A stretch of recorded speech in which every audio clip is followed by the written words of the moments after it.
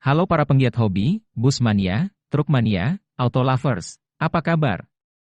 Video ini dibuat karena banyaknya request dari sobat hobis semua, dari video saya yang sebelumnya. Yang ini ya.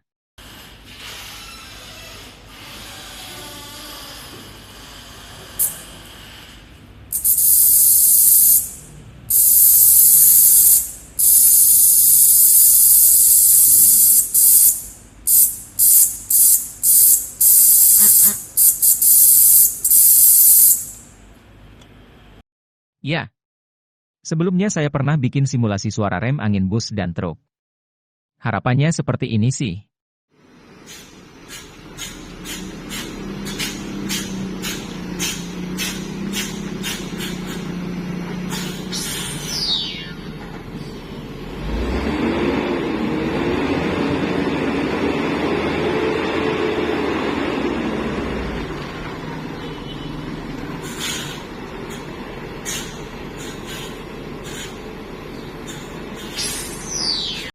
Ada yang usul juga biar alat ini bisa dijadiin blow-off valve simulator.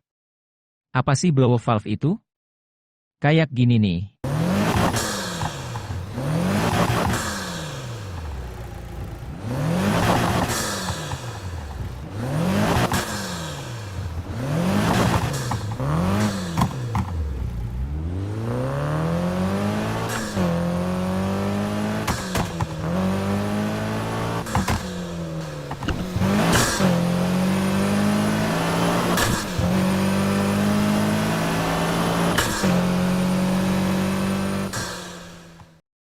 Nah, jadi, sudah pada paham ya, kita mau buat apa?